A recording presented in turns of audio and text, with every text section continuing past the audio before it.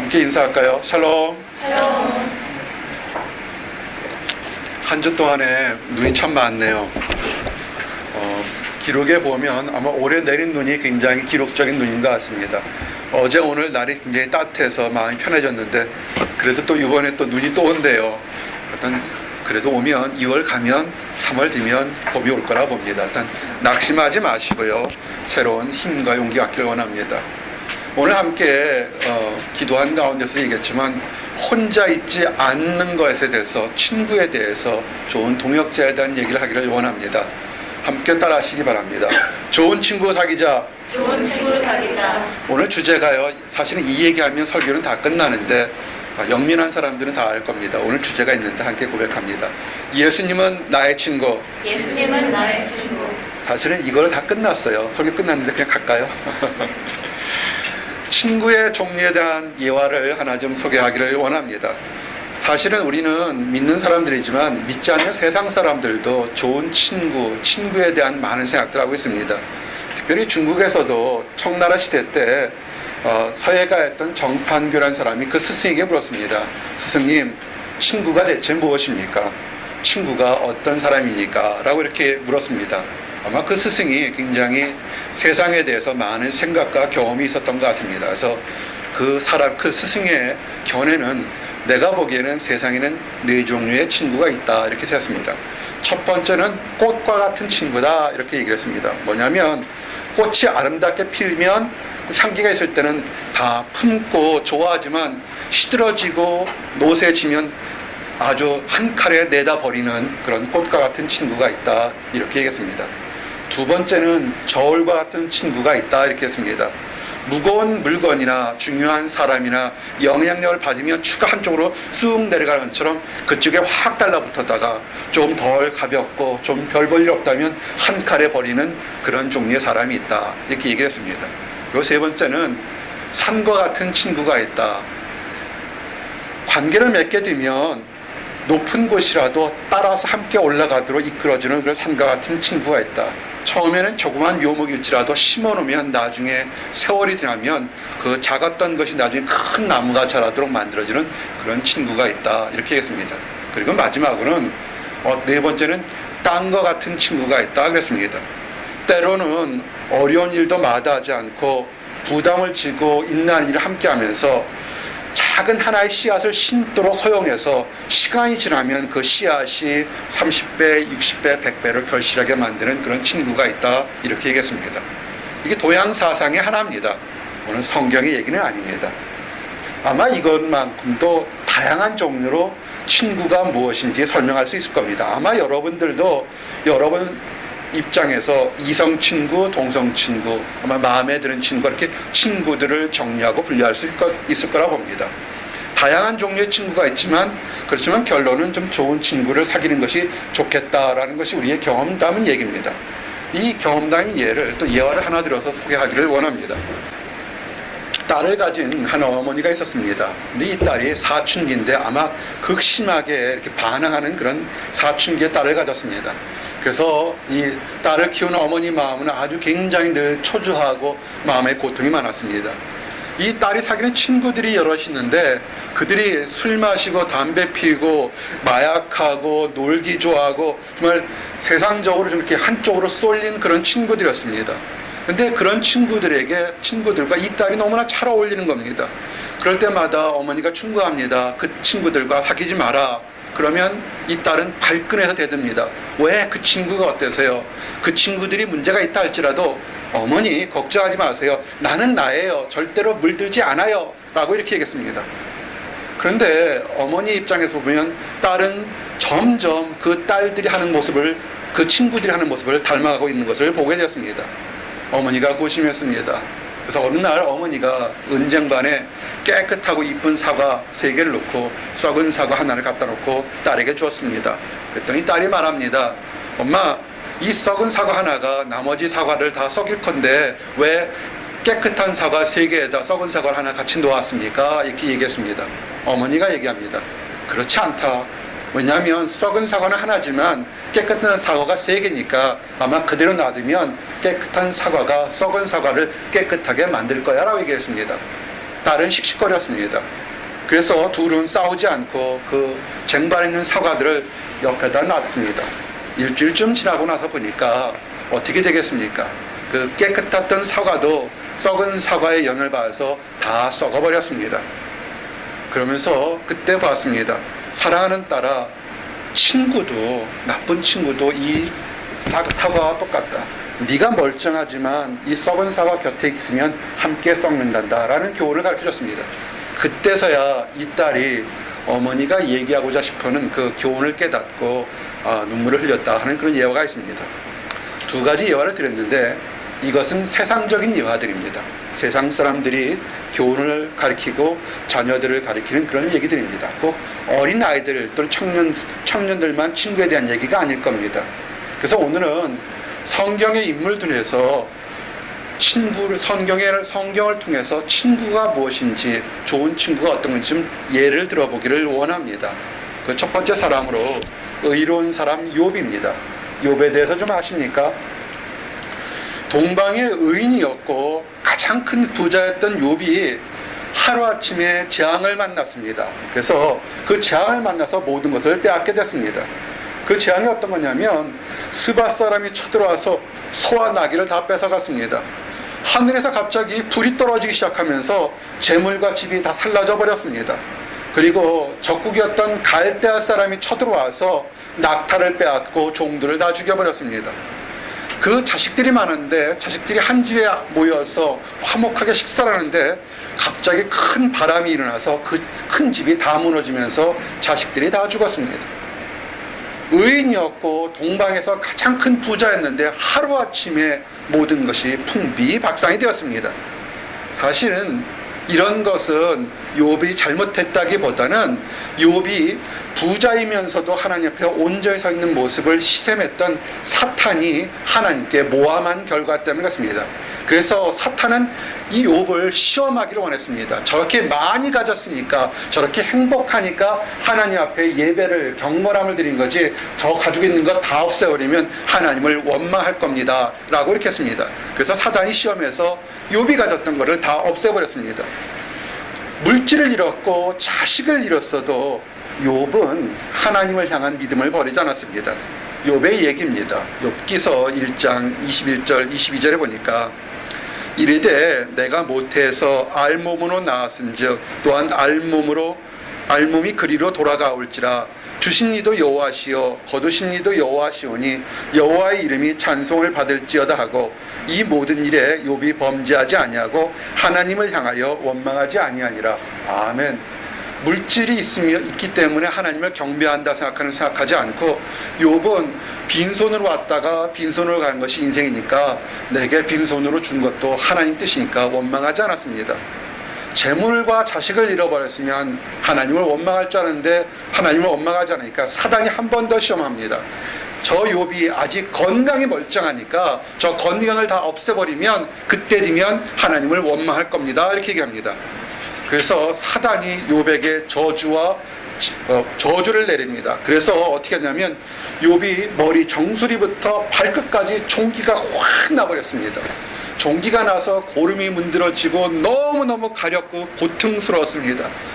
재산을 잃은 것도 뭐한데 얼굴을 알아볼 정도로 너무 가려워서 그 가려움이 얼마나 심했으면 손으로 긁어도 가려움이 해결 안 되니까 기왓장으로 퍽퍽 피가 나도록 긁으면서 가려움이 해결되지 않았습니다. 그 모습을 보고 그의 아내까지도 뭐라고 하냐면 하나님을 저주하고 죽어라, 그렇게 살아서 뭐 할 거냐 이렇게 얘기했습니다. 그래도 욥은 저주하지 않았습니다.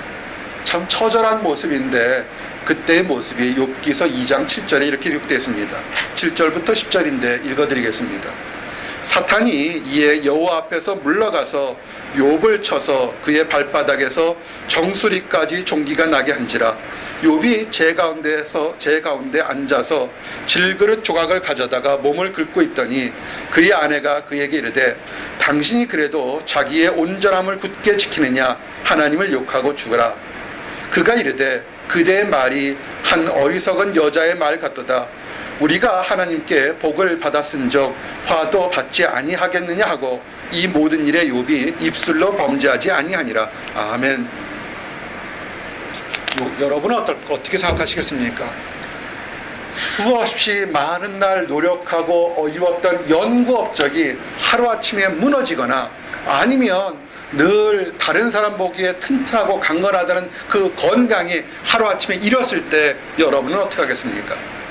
주변 사람들, 가장 가까이 있던 아내까지도 원망하고 저주하라 그랬습니다. 근데 욥은 원망하지 않았습니다.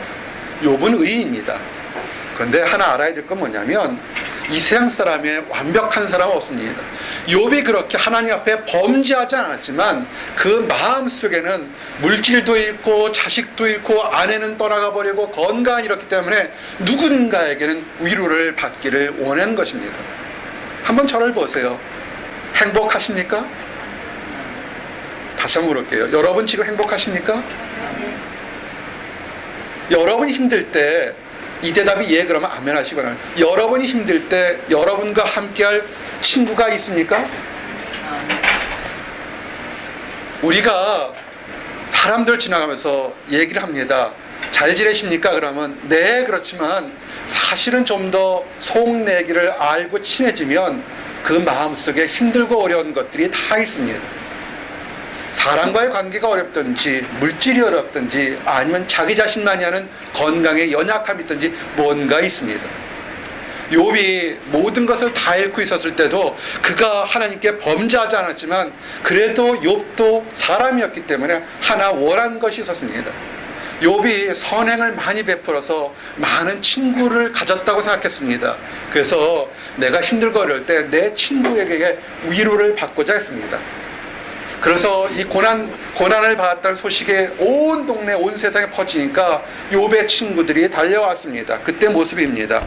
욥기서 2장 보니까 11절부터입니다.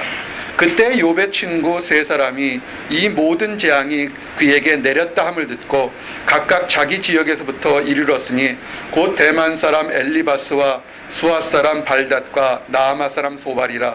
그들이 욥을 위로하려 서로 약속하고 오더니 눈을 들어 멀리 보매 그가 욥인 줄 알기 어렵게 되었으므로 그들이 일제히 소리질러 울며 각기 자기의 겉옷을 찢고 하늘을 향하여 티끌을 날려 자기 머리에 뿌리고 밤낮 7일 동안 그와 함께 앉았으나 욥이 고통의 심함을 보므로 그에게 한마디도 말하는 자가 없었더라. 아멘. 참 황당하고 슬픈 경우입니다. 친구가 왔어요. 설마 망했더라도 부자가 망해도 3대는 간다는데 하고 왔는데 보니까 생각했던 것보다 너무 심하게 망했고 너무 엉망으로 욥이 얼굴이고 몸이고 다 변해버린 겁니다. 그래도 친구라고 슬퍼하면서 죄를 뿌리고 앉았는데 뭔가 얘기를 해야 되는데 할 말이 없었던 겁니다. 며칠 동안 7일 동안 아무 말도 못하고 있었던 겁니다. 욥이 원하는 게 뭡니까? 힘들지, 어떻게 지는 거야? 한마디 위로의 말을 듣기를 원했는데 내가 지금 이렇게 모든 것을 다 잃었다 할지라도 내가 하나님께 범죄한 것이 아니고 하나님 뜻이 있어서 이 모든 것을 없앴으니까 기다려라, 힘내라, 이런 얘기를 듣고 왔는데 친구들은 아무것도 하지 못했습니다. 그들은 율법에 잡혀서 저렇게 갑자기 하루아침에 팍 망한 것은 욥에게 뭔가 알지 못하는 죄가, 세상 사람들이 알지 못하는 죄를 욥이 저질렀을 거라고 생각한 것입니다. 그래서 서로들 말을 못하고 있었던 겁니다. 친구였지만 내 마음이 그 사람 마음 같지 않고 그 사람이 내 마음 같지 않았던 겁니다. 정말 친구로부터 위로를 받기 원하는 욥의 간절한 모습이 이렇게 됩니다. 욥기서 6장 14절 보니까 낙심한 자가 비록 전능자를 경외하기를 저버릴지라도 그의 친구로부터 동정을 받느니라. 아멘. 우리가 신앙생활 하다 보면요, 믿음이 좋다가 갑자기 푹 떨어질 때 있습니다. 하나님이 과연 어디 있을까? 내가 이렇게 힘들고 어려울 때 하나님이 어디 있을까? 그 마음속에 이미 믿음이 툭 떨어지니까 예배드리러 가기도 어렵고 그 다음에 하나님께 기도하기도 어려울 때가 있습니다. 그래도 그 마음속에 그나마 그래도 나에게 함께 기도하는 하나님을 믿는 사람 또는 나에게 친한 사람이 위로받고 싶어하는 것이, 그것이 사람의 마음입니다. 욥도 그랬다는 겁니다. 내가 지금 너무 힘들어서 하나님은 경외할 힘이 없을지 모르겠지만 친구로부터 동정이라도 받기를 원했습니다. 근데 어떻게 했습니까? 욥의 친구들이 동정을 했나요? 아니요, 그렇게 하지 않았습니다. 더 엄격하게 그렇게 네가 갑자기 망했으니까 네가 많은 사람들에게 의인처럼 올바른 모습을 했지만 뒤로는 뭔가 더러운 것이 있었기 때문에 벌을 받았다고 그 똑똑한 머리로 똑똑한 입술로 정죄를 하기 시작했습니다. 너무 힘들고 어려우니까 욥이 친구들의 얘기를, 정죄하는 얘기를 이제 그만하라고 그럽니다. 내게 가르쳐서 나의 허물된 것을 깨닫게 하라. 내가 잠잠하리라. 옳은 말이 어찌 고통스러운고 너희의 책망은 무엇을 책망함이냐. 너희가 남의 말을 꾸짖을 생각을 하나 실망한 자의 말은 바람에 날아가느니라. 너희는 고아를 제비 뽑으며 너희 친구를 팔아 넘기는구나. 아멘. 정말 우리가 신앙생활하거나 또는 다른 마음생활할 때 우리가 교회를 다니고 하나님을 믿는다고 하지만 때로는 너무 힘들 때가 있습니다. 정말 그럴 때 손을 잡고서 그 사람 마음에서 함께 울어주고 웃어주면 되는데 거기에서 너는 무엇이 잘못되기 때문에 이래, 너는 이것이 옳아 저것이 그라, 이렇게 그 옳은 말을 얘기하면 가슴에 참 상처가 많이 오는 겁니다. 이렇게 친구에게 버림받았습니다. 한탄하게 되죠. 욥기서 19장 19절 보니까 얼마나 그게 상처받았으면 나의 가까운 친구들이 나를 미워하며 내가 사랑하는 사람이 돌이켜 나의 원수가 되었구나. 아멘. 참 친구라는 것이 무엇인지 한번 생각해 보게 됩니다. 이렇게 올바르게 교제한 것 같은데 그 말 한마디가 욥에게 얼마나 서운해서 나를 갖다 버렸는지 이렇게 얘기를 하게 됩니다. 이런 모습, 이 한탄하는 모습에서 우리가 과연 친구라고 하면서 어떻게 상대방에 다가야 될지 한 번쯤 생각해 봐야 되겠습니다. 이 두 번째로 욥의 얘기를 접고요, 하나님 마음에 합했던 사람 다윗에 대한 얘기를 합니다. 다윗 그러면 다윗 왕 이렇게 생각하지, 하지만 그 앞에 이렇게 늘 따라다니는 말이 뭐냐면 하나님을 기쁘게 한 사람, 하나님 마음에 합한 사람 다윗입니다. 의로웠던 욥도 고난을 당하고 친구들에게 버림받았지만 하나님 마음에 합하고 늘 즐겁게 했던 다윗도 그가 힘들 때가 있었습니다. 다윗이 환난과 시험 받았을 때 누가 봐도 그가 범죄하지 않고 올바르게 하는데도 환난과 시험 받았을 때 그럴 때 도와줘야 되는데 친구들이 멸시하고 조롱합니다. 시편 31편 11절 12절 보니까 다윗이 상처받은 모습이 이렇게 기록되어 있습니다. 내가 모든 대적들 때문에 욕을 당하고 내 이웃에게서는 심히 당하니 내 친구가 놀라고 길에서 보는 자가 나를 피하였나이다.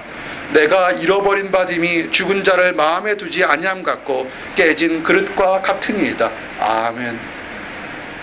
얼마나 슬펐을까요? 그전까지는 이렇게 떠받들어주고 잘났다 그랬는데 깨진 그릇처럼 무시당하고 멸시당했을 때 그 마음은 아마 정말 힘들 거라 봅니다. 정말 힘들었지만 그래도요, 친구의 도움받으려고 얘기를 하는데 그 작은 도움받으려는 다윗을 끝끝내 조롱하고 버려버립니다. 그러자 다윗이 어떻습니까? 모든 것이 다 맥이 풀리고 심장이 뜁니다. 그때 모습이 그렇습니다. 내 심장이 뛰고 내 기력이 쇠하여 내 눈의 빛도 나를 떠났나이다. 내가 사랑하는 자와 내 친구들이 내 상처를 멀리하고 내 친척들도 멀리 섰나이다. 아멘. 이런 고통을 당해보신 적이 있으십니까? 없기를 원합니다. 근데 살다 보면 내가 아니더라도 우리 주변에 또는 내가 아는 사람 속에서 이렇게 사람과의 관계에서 버림받은 경험을 갖게 됩니다. 내가 버림받고 내가 조롱당해 슬픈데 그것을 위로해주지 않고 오히려 친구라고 했던 사람이, 오히려 가까웠던 사람이 오히려 말로써 또는 행동으로서 더 힘들게 할 때가 있었습니다. 이것은 믿음이 좋고 나쁘고 상관없이 힘들었던 겁니다. 가까웠던 친구에게 배신당했던 다윗이 얼마나 힘들었는지 그때 모습이 시편 41편 9절에 보니까 내가 신뢰하여 내 떡을 나눠 먹던 나의 가까운 친구도 나를 대적하여 그의 발꿈치를 들었나이다. 아멘. 다윗이 정말 힘들었습니다. 그럼 이렇게 생각해 볼 수 있습니까? 생각해 볼 수 있습니다. 다윗의 성격에 뭐가 문제가 있어서 이렇게 배신을 당한 거 아닌가, 이렇게 생각해 볼 수 있습니다. 아닙니다. 다윗은 정말로 하나님 마음을 기쁘게 했고 하나님의 마음에 합한 다윗이어서 사람 관계도 좋았습니다. 그래서 다윗이 사람을 친구를 사귈 때 나이를 떠나서 신분을 떠나서 한 번 맺은 관계는 아주 끈끈한 관계, 좋은 관계를 맺었습니다. 그것이 다윗의 모습이 뭐냐면 다윗과 요나단의 모습을 보면 알 수 있습니다. 다윗이 양치기였을 때 일국의 왕자였던 요나단, 나이가 더 많은 요나단과 그들이 서로 보고 친구가 되었습니다. 블레셋의 골리앗을 죽이고 왔을 때도 그의 겸손한 모습을 보고서 요나단이 첫눈에 다윗을 보고 너무 사랑했습니다. 그때의 모습이 사무엘상 18장 3절에서 4절입니다. 요나단은 다윗을 자기 생명같이 사랑하여 더불어 언약을 맺었으며 요나단이 자기가 입었던 겉옷을 벗어 다윗에게 주었고 자기의 군복과 칼과 활과 띠도 그리하였더라. 아멘. 사랑하는 성도 여러분, 의로운 사람, 하나님 마음에 합하였던 사람 두 사람의 얘기를 들었습니다. 이 예를 들어서 보면 뭐냐면 믿음이 좋아도 올바르게 행동해도 때로는 버림받고 때로는 슬픈 날이 온다는 사실을 우리가 알아야 되는 겁니다. 그래서 이것을 보면서 우리가 어떤 친구를 사귀어야 되고 어떤 친구가 되어야 되는지 한 번쯤은 생각해 봐야 될 것입니다. 그래서 세 번째, 이제 좋은 친구란 과연 어떤 사람이 좋은 친구인지 한번 그 말씀에 따라서 묵상해 보기를 원합니다. 따라 하시기 바랍니다. 좋은 친구는 위기에서 도와주는 사람이다. 맞습니다. 좋은 친구라는 건 뭐냐면 위기의 순간에 있는 사람을 도와주는 사람이 그 사람이 좋은 친구입니다. 잠언 17장 17절에 보니까 친구는 사랑이 끊어지지 아니하고 형제는 위급한 때를 위하여 낳느니라. 아멘. 사업을 하거나 많은 사람들, 삶을 경험한 사람들, 세상에서 많은 풍파를 겪은 사람들이 이런 얘기를 합니다. 그래도 피는 물보다 진해, 이런 얘기를 합니다. 왜냐하면 세상 경험을 많이 해서 상처받은 것을 보기 때문에 그래도 형제 피부치가 내게 좀 낫다는 것을 합니다. 맞습니다. 피가 물보다 진합니다. 친구가 뭔지 압니까? 힘들고 어려울 때 사랑이 끊이지 않아 도와주라는 것이 친구고, 형제 가족이 뭐냐면 그들 힘들고 어려울 때 도와주는 것이 가족입니다. 그러면 친구가 많으면 좋겠습니까? 가족이 많으면 좋겠습니까? 대인관계 성격상 어떤 사람은 굉장히 다양하고 많은 종류의 친구를 사귀는 사람이 있는가 하면 어떤 사람은 평생에 한두 명 사귀는 사람이 있습니다. 성경은 친구의 많은 것보다는 친구가 어떤 한 사람을 사귀라도 얼마나 깊게 온전히 사귀는가에 대해서 관심을 많이 가지고 있습니다. 온전한 마음을 가진 사람을 친구로 두는 것이 중요합니다. 거짓된 사람, 사악한 사람, 욕심 많고 타락한 사람을 친구로 많이 두게 되면 오히려 그 친구들을 인해서 해를 얻을 수도 있다는 것입니다. 잠언 18장 24절에 보니까 많은 친구를 얻는 자는 해를 당하게 되거니와 어떤 친구는 형제보다 친밀하느니라. 아멘. 이민생활, 유학생활 하게 되면 너무나 바빠서 사실은 친구 제대로 사귀지 못할 때가 많습니다. 유학생활 벌써 청년사역한 지 보스턴에서 14년이 됐는데요. 많은 질문 받는 거 하나가 이런 겁니다. 목사님, 외롭습니다. 목사님, 친구가 별로 없습니다. 이런 얘기를 합니다. 맞아요. 한국에서 있거나 여러분이 살던 고향에 가보면 수없이 많은 친구들이 있지만 이곳 보스턴에 유학 가서 너무나 바빠서 사실은 친구 사귈 시간들이 그렇게 많지는 않을 겁니다. 너무 많은 친구보다는 여러분들을 위해서 함께 웃고 웃어줄 수 있는 좋은 친구를 사귀길 원합니다. 내 친구를 사귈 때 어떤 친구를 사귀냐면 외모를 너무 많이 보지 마시기 바랍니다. 외형적으로 화려한 것이나 부유한 것을 봐서 저 사람하고 사귀게 되면 내가 먼저 콩국물이라도 떨어지겠구나, 이런 뭔가 얻을 거라 생각하는 그런 이해관계로 사귀지 마시기 바랍니다. 그것은 좋은 것이 아닙니다. 친구를 사귈 때 겉의 화려함이 아니라 그 속에 있는 진중한 신중함, 좋은 것을 바라보시기 바랍니다.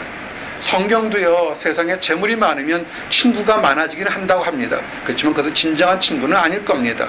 잠언 19장 4절에 세상 사람들의 마음이 이렇게 있습니다. 재물은 많은 친구를 더하게 하나 가난한 즉 친구가 끊어지니라. 아멘. 세상 사람들의 마음이에요. 잘났을 때, 돈이 많았을 때, 힘이 있을 때 되면 굉장히 많이 그 친구가 생기지만 별 볼 일 없을 때는 사라진다는 겁니다. 저는 여기서 사실은 청년사에게 제 일생을 건 게 뭐냐면, 이민생활 유학생활 때 지금 별 볼 일 없을 거 라면 하나 같이 먹어도 행복해 할 때, 이때 여러분에게 투자하는 것이 나의 사역의 목표입니다. 아마 1년 후, 5년 후, 10년 후 뒤면 여러분들 다 세상을 흔들 만큼 훌륭한 사람이 될 겁니다. 아마 그때는 신문 사고 시작해 수없이 많은 사람들에게 여러분에게 한번 커피 한 잔 먹고 차 한 잔 하자고 그럴 겁니다. 그것도 좋을 겁니다. 하지만 여러분이 힘들고 어려웠을 때, 세상적으로 유명하지 않았을 때 여러분에게 따뜻하게 마음을 건넨 사람이 있으면 그 사람이 좋은 칠거라 봅니다. 근데 과연 그러면 이렇게 수준 차이가 나고 나 도저히 친구 되지 않을 것 같은 그런 사람도 친구가 될 수 있을까요? 될 수가 있다는 겁니다. 세상 사람들의 관계에서는 부자는 부자들끼리, 배운 사람은 배운 사람끼리, 뛰어난 사람은 뛰어난 사람끼리 친구가 되기는 쉬울 겁니다. 그러나 그렇지 않을 경우는 상당히 어렵습니다. 그런데 성경에서는 하나님과의 관계에서는 그렇지 않다고 얘기합니다. 한번 여러분들과 하나님과의 관계를 한번 생각해 보시기 바랍니다.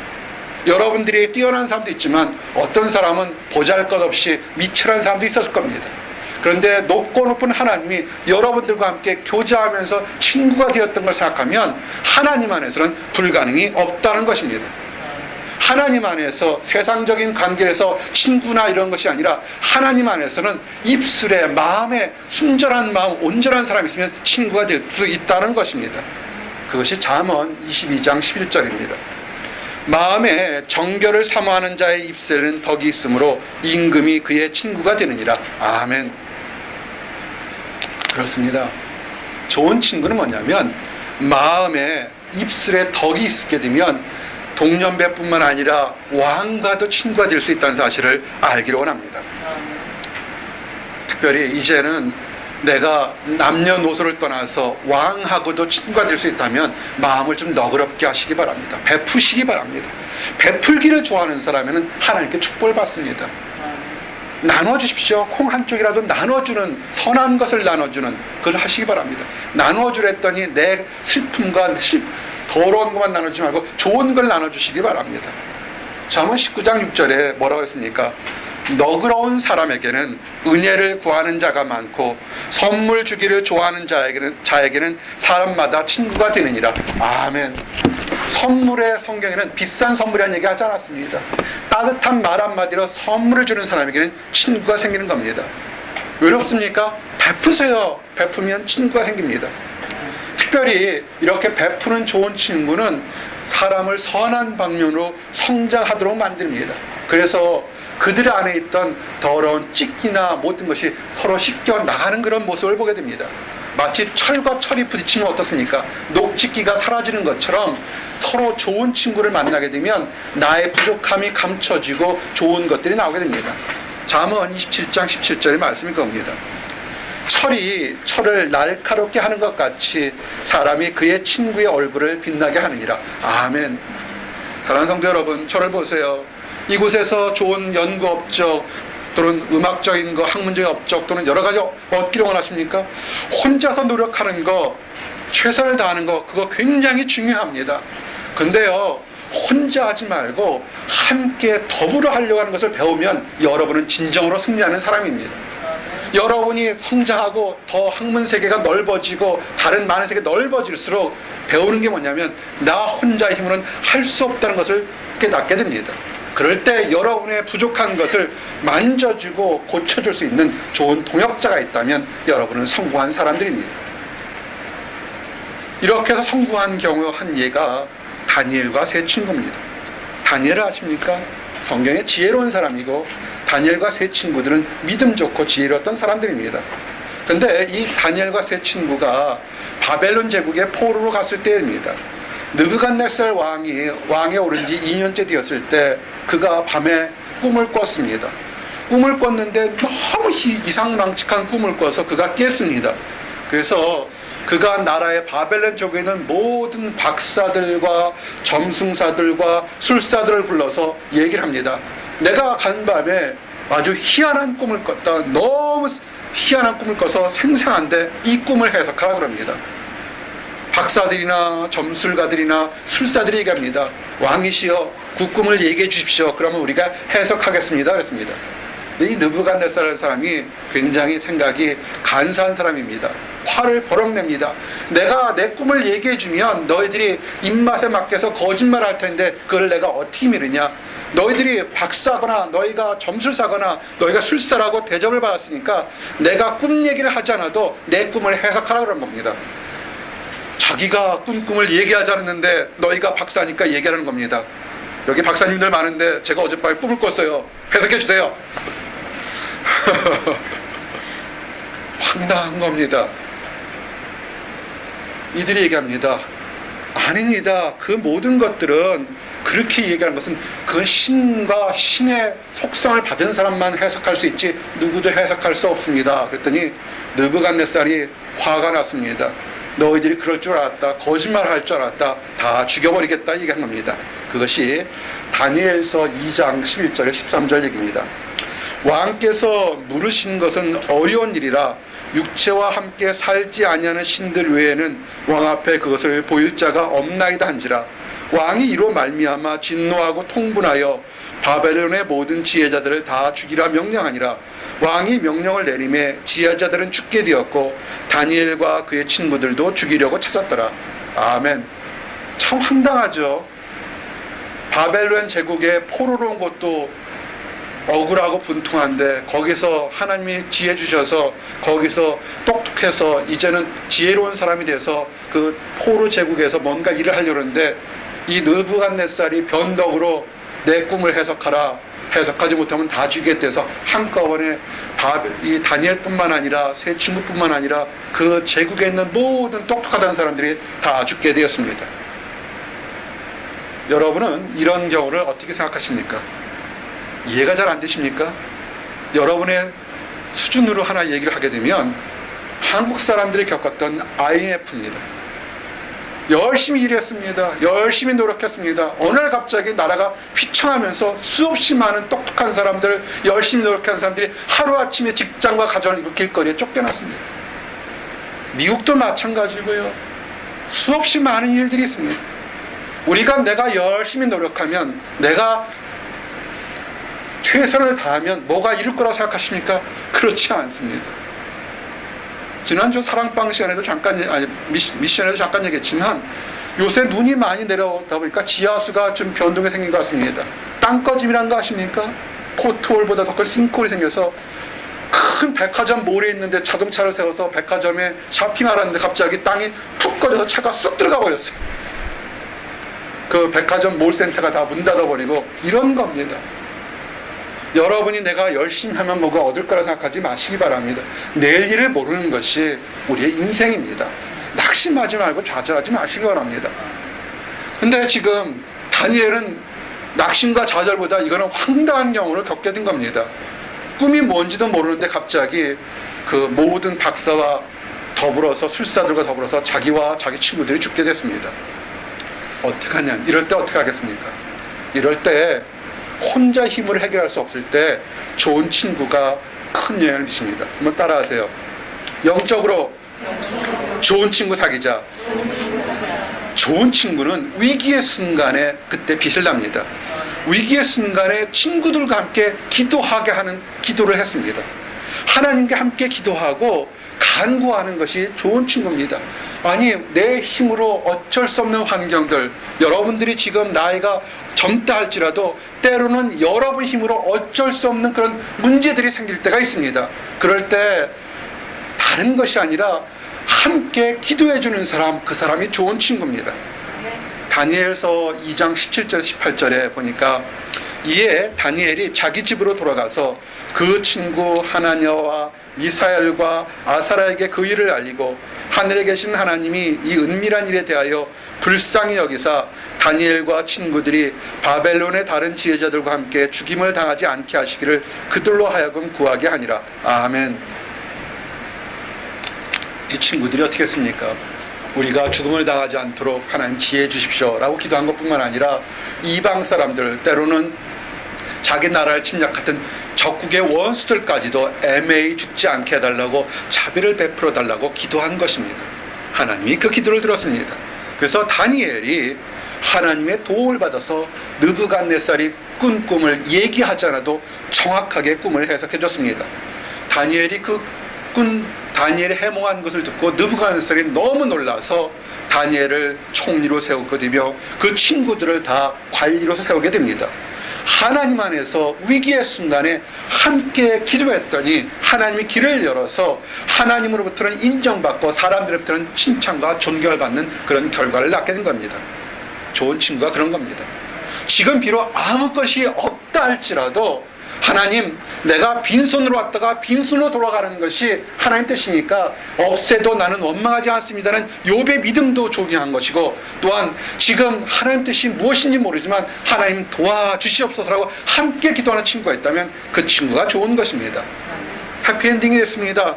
그 결과를 보니까 다니엘서 2장 47절에서 49절 보니까 왕이 대답하여 다니엘에게 이르되 너희 하나님은 참으로 모든 신들의 신이시여 모든 왕의 주제시로다. 네가 능히 이 은밀한 것을 나타내었으니 네 하나님은 또 은밀한 것을 나타내시는 일시로다. 왕이 이에 다니엘을 높여 귀한 선물을 많이 주며 그를 세워 바벨론 온 지방을 다스리게 하며 또 바벨론 모든 지혜자의 어른을 삼았으며 또 왕이 또 다니엘의 요구대로 사드렉과 메삭과 아벳느고를 세워 바벨론 지방의 일을 다스리게 하였고 다니엘은 왕궁에 있었더라. 아멘. 참 멋져요. 다니엘이 기도응답 받고 지혜로운 것도 있지만 함께 기도했던 것을 절대 잊어버리지 않고 그 친구들에게도 일할 수 있는 기회를 줬습니다. 우리 예전에 사랑방 우리 미션 보게 되면 얼마나 자랑스러웠냐면 함께 기도하는 걸 많이 보게 됩니다. 그리고 기도해지면 기도응답이 일어납니다. 반드시 일어납니다. 그러고 나서 겸손하게 함께 기도해준 친구들을 고맙다고 얘기해 볼 때 얼마나 기쁜지 모릅니다. 어떤 사람들은 기도응답 받고 나서는 그 다음부터는 내가 너하고는 안 놀아 이렇게 멀어지는 사람이 있는데 함께 기도해줬던 사람, 그 사람을 감사하는 모습이 정말로 감사합니다. 이제 다니엘에 대한 얘기인데 마지막으로 이 의로우신 친구가 된 예수님에 대한 얘기를 하기를 원합니다. 앞에까지 얘기했던 사람 욥과 다윗과 다니엘 그리고 다니엘의 세 친구들은 다 우리와 같은 사람입니다. 그런데 아주 온전한 사람, 의롭고 온전했던 예수님에 대한 얘기를 합니다.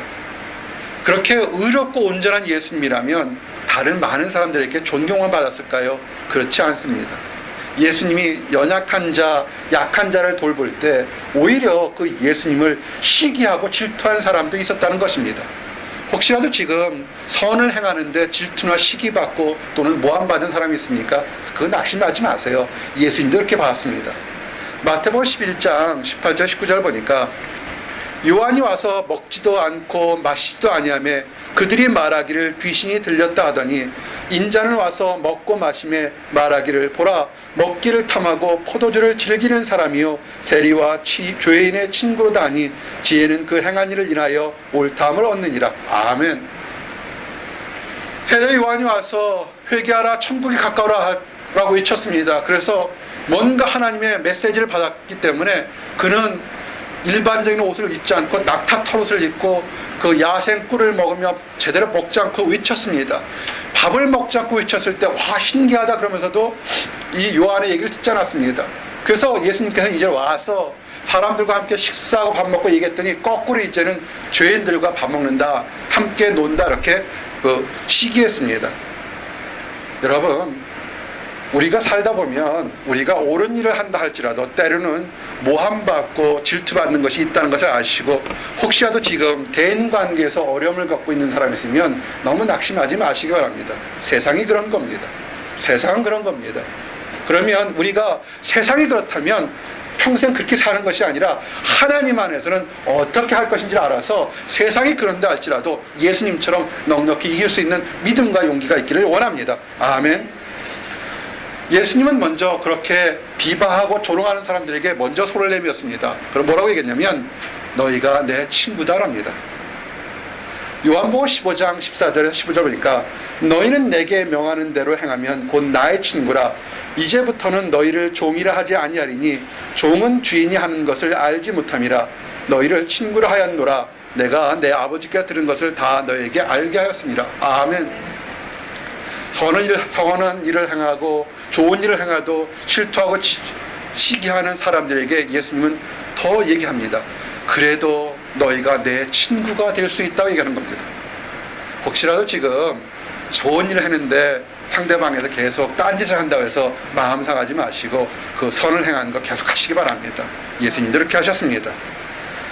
내가 아버지께 들은 것을 다 너에게서 알게 해준다는 것처럼 예수님께서 알고 있는 모든 능력을 사람에게 친구로서 알려준다는 것입니다. 이게 과연 가능할까요? 어떻게 신적인 존재인 예수님께서 사람에게 그 모든 것을 다 알려줄 수 있는 비밀을 알려줄 수 있냐는 겁니다. 근데 성경님이 하나님과 친구가 되면 하나님이 계획한 비밀까지도 알려준다는 걸 알 수 있습니다. 대표적인 예가 아브라함에게 찾아왔던 하나님입니다. 아브라함에게 찾아와서 소돔과 고모라를 멸망시킬 모든 계획을 그대로 다 알려줬습니다. 창세기 18장 17절에 여호와께서 이르시되 내가 하려는 것을 아브라함에게 숨기겠느냐. 아멘. 정말 멋있는 얘기입니다. 우리가 누가 내 마음 알아줄까? 내가 힘들고 어려울 때, 내가 정말 너무 속상했을 때 누가 내 마음 알아줄까 할 때 하나님이 여러분의 마음을 아십니다. 아멘. 그러면서 오히려 하나님이 네가 내 친구라면 내게 오게 되면 내가 가졌던 비밀과 축복도 너에게 알려주겠다고 얘기하는 겁니다. 하나님과도 얘기할 수 있습니다. 하나님과 대화하는 사람이 누굽니까? 모세입니다. 출애굽기 33장 보니까 모세가 회막에 들어갈 때 구름 기둥이 내려 회막문에 서며 여호와께서 모세와 말씀하시되 이렇게 되어 있습니다. 하나님께서 모세와 친구처럼 얘기했다는 것을 알 수가 있습니다. 예수님은 우리에게 친구란 얘기를 이상하게 생각하지 마시기 바랍니다. 예수님은 하나님입니다. 하지만 우리와 친구가 될 수 있다는 것입니다. 근데 그러면 질문을 해야 됩니다. 친구가 돼서 예수님이 내 친구가 돼서 대체 무엇을 하기를 원하셨던가, 무슨 말을 하기를 원했던가 그걸 알아야 됩니다. 예수님이 친구가 돼서, 사람의 친구가 돼서 하시고 싶었던 얘기가 뭐냐면 너희들이 귀한 존재니까 세상 것에 대해서 낙심하거나 의심하지 말고 오직 하나님만을 믿고 나가는 겁니다. 그 말씀이 누가복음 12장 4절에서 7절입니다. 예수님 말씀입니다. 내가 내 친구 너에게 말하느니 몸을 죽이고 그 후에는 능히 더 못하는 자들을 두려워하지 말라. 마땅히 두려워할 자를 내가 너에게 보리니 곧 죽인 후에 또한 지옥에 던져놓는 권세 있는 그를 두려워하라. 내가 참으로 너에게 이르노니 그를 두려워하라. 참새 5마리가 2 아사리온에 팔리는 것이 아니냐. 그러나 하나님 앞에는 그 하나도 잊어버리시는 바 되지 아니하는도다. 너에게는 심지어 머리털까지도 다 사신 바 되었나니 두려워하지 말라. 너희는 많은 참새보다 더 귀하니라. 아멘. 따라하세요. 두려워하지 말자. 두려워하지 말자. 한 주 동안에 여러분의 갑자기 찾아왔던 외로움이나 답답함이나 두려움이 있습니까? 두려워하지 마시기 바랍니다. 예수님이 여러분에게 친구라 하면서 뭐냐면 참새가 1마리에 5마리에 그거 얼마에 팔린지도 아는지만 너희들은 참새보다 귀하고 너희들의 머리털까지 있는 거 다 알고 센 바 됐는데 왜 두려워하냐는 겁니다. 사람이 두려워하게 되면 범죄하고 좌절하고 낙심합니다. 하나님이 원하는 그릇된 길을 가니까 그렇게 하지 말라는 겁니다. 얼마나 하나님께서 친구로서 사랑을 베푸냐면 그가 가룟 유다가 겟세마네 동산에서 예수님을 배반하는 그 순간까지도 그가 사랑을 보여준 것을 알게 됩니다. 예수를 팔려온 사람들과 군병들이 찾아왔습니다. 가룟 유다가 얘기합니다. 내가 입을 맞추며 랍비유 하는 사람이 예수니까 그를 잡으라 그럽니다. 여러분은 어떻게 아시겠습니까? 예수님 분명히 가룟 유다가 배신하고 자기를 팔 거를 알고 왔습니다. 그래서 그가 가룟 유다가 찾으러 와서 볼에 입을 맞추며 랍비여 안녕하십니까? 라고 얘기할 때 예수님 뭐라고 했을까요? 저주했습니까? 그렇게 하지 않았습니다. 저는 이 얘기를 할 때마다, 이 성경 구절 읽을 때마다 푹 하고 가슴을 치면서 눈물을 흘리게 됩니다. 마태복음 26장 50절에 예수님의 말씀입니다. 예수께서 이르시되 친구여 네가 무엇을 하려고 왔는지 행하라 하신대 이에 그들이 나와 예수께 손을 내어 잡느니라. 아니, 배신하고 잡으러 온 가룟 유다에게 뭐라고 하냐면 친구여라고 합니다. 마지막까지도 돌아서라고 얘기하는 것이 예수님의 마음인 것입니다. 이것이 좋은 친구입니다. 사랑하는 성도 여러분, 이제 말씀을 정리하면서 욥에 대한 얘기도 했고 다윗에 대한 얘기도 했고 다니엘과 예수님에 대한 얘기를 했습니다. 그러면 우리가 어떻게 좋은 행동으로 좋은 친구가 되고 또 좋은 친구를 얻는지에 대한 얘기를 간단하게 생각해 보기를 원합니다. 첫 번째는 새로운 관계를 한번 생각해 보시기 바랍니다. 우리가 친구 그러면 사람들에 따라서는 초등학교 때 친구가 진정한 친구라 생각합니다. 어떤 사람은 고등학교 때까지 친구가 친구라 생각합니다. 왜냐하면 그 위에 만나는 사람들은 서로 이해관계가 얽혀서 친구가 아니라고 생각합니다. 정말 그렇습니까? 초등학교 때 뭘 몰랐을 때 순수한 백지 상태에 사귀었던 그런 유치원 상태만 친구가 친구입니까? 요새는 초등학교 때 친구들 만나서 가정 파탄하는 사람들 되게 많은 걸 보게 됩니다. 아니에요. 그렇게 한시적으로 보지 마시기 바랍니다. 친구는 뭐냐면 따라하세요. 성도는 새로운 친구다. 새로운 친구다. 어떤 사람은 아주 백합처럼 깨끗하게 인생을 사는 사람이 있지만 어떤 사람은 마치 시궁창에 10번은 들어왔다 더러운 사람도 있습니다. 이 두 사람이 친구가 될 수 있을까요? 세상적으로 절대로 안 될 겁니다. 그러나 하나님 안에서는 될 수 있습니다. 하나님께서 깨끗이 씻어주기 때문에 그런즉 누구든지 그리스도 안에 있으면 새로운 피조물이라 보라 이전 것은 지나갔으니 새 것이 되었도다. 아멘. 우리가 하나님을 믿는다는 것의 축복이 여기 있는 것입니다. 교회를 나와서 예배드리는 축복이 뭔지 아십니까? 세상적으로는 도저히 함께 연합할 수 없는 사람도 하나님께서 만들어줄 수 있다는 것입니다. 성도는 그리스도 예수 안에서 새롭게 만난 사람들입니다. 서로 교제할 수 있는 것입니다. 새 사람을 입었다는 것, 크리스찬이 됐다는 것은 남녀노소를 떠나서 진정한 친구가 될 수 있다는 것입니다. 진정한 친구라는 것은 서로 사랑하며 평안을 문의하는 것입니다. 이것이 요한 3서 1장 13절에서 15절의 얘기 아닙니까? 내가 네게 쓸 것이 많으나 먹과 붓으로 쓰기를 원치 아니하고 속히 보기를 바라노라. 또한 우리가 대면하여 말하리야 평강이 내게 있을지어다. 여러 친구가 내게 문안하니라. 너는 친구의 이름을 들어 문안하라. 아멘. 여러분, 우리가 아침 예배 시작할 때마다 샬롬 하고 인사합니다. Peace be with you. 평강이 당신에게 있기를 원합니다 하는 고백하는 것이 이것이 크리스천의 특권인 것을 아시기 바랍니다.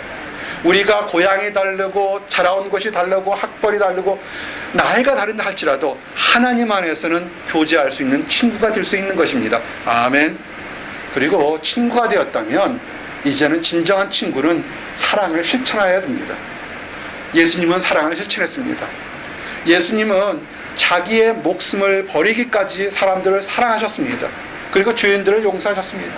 가룟 유다에게도 마지막 순간까지 친구여라 부르면서 그가 사랑을 표현했습니다. 이제 이런 모습을 보고 우리도 이런 사랑을 실천하기를 원합니다. 요한 1서 3장 16절 18절에 그가 우리를 위하여 목숨을 버리셨으니 우리가 이로써 사랑을 알고 우리도 형제를 위하여 목숨을 버리는 것이 마땅하니라.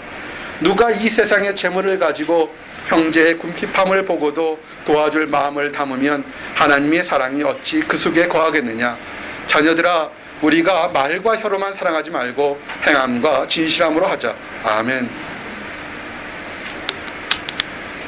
친구가 없다고 힘들어하지 마시고요. 사랑을 베풀게 되면 친구가 생기게 되는 것입니다. 그러면 이제는 베풀고 실천하는데 과연 가장 좋은 최고의 실천은 뭐냐면 우리에게 힘든 사람에게 따뜻한 말 한마디 하는 것, 병든 사람을 위로하는 것, 물질이 부족한 사람에게 베풀어 주는 것, 그건 좋습니다. 그러나 우리의 능력이 한계가 있다는 것을 늘 기억하시기 바랍니다. 내가 가진 것을 베풀어 줄 수 있는 데는 한계가 있습니다. 그렇지만 내가 가진 것 말고 우리 아버지, 우리의 친구가 되는 예수님에게서 모든 것을 베풀어 가져올 수 있는 그 방법을 알려주는 것, 그것이 기쁜 소식입니다. 그 친구들에게 사랑을 실천한 것이 뭐냐면 예수님이 누구신지를 알려줘서 그 사람이 스스로 천국에 축복의 창고를 열고 마음껏 가져갈 수 있도록 알려주는 것이, 그것이 좋은 친구입니다. 알려주십시오. 그래서 그들의 다쳤던 마음은, 내가 하나님을 몰라야 하고 눈과 귀와 입을 가로막은 그 사람들에게 하나님이 살아계시고 예수님이 얼마나 축복하는지를 알려주시기 바랍니다. 볼지어다 내가 문 밖에 서서 두드리느니 누구든지 내 음성을 듣고 문을 열면 내가 그에게로 들어가 그와 더불어 먹고 그는 나와 더불어 먹으리라. 아멘. 이것을 알려주시기 바랍니다. 여러분이 사랑을 베푸는 것도 훌륭한 일이지만 더 예수님께서, 하나님께서 그 사람과 함께 더불어 먹고 마실 수 있는 길을 알려주시기 바랍니다. 또한 이것을 듣는 사람이 있습니까? 마음을 여시기 바랍니다. 마음을 열게 되면, 예수님을 나의 주님으로 영접하게 되면 영원히 목마르지 않는 생명수를 마시게 됩니다. 그래서 이 땅에서도 그리고 하늘나라에서도 진정한 행복과 평안을 누리게 됩니다. 하나님 말씀입니다. 요한계시록 22장 17절에 성령과 신부가 말씀하시기를 오라 하시는도다. 듣는 자도 오라 할 것이요 목마른 자도 올 것이요 또 원하는 자는 값없이 생명수를 받으리라 하시더라. 아멘. 사랑하는 성도 여러분, 좋은 친구를 많이 사귀시기를 원합니다. 좋은 친구가 있어서 여러분이 힘든 순간에 함께 그것을 헤쳐나가기 원합니다.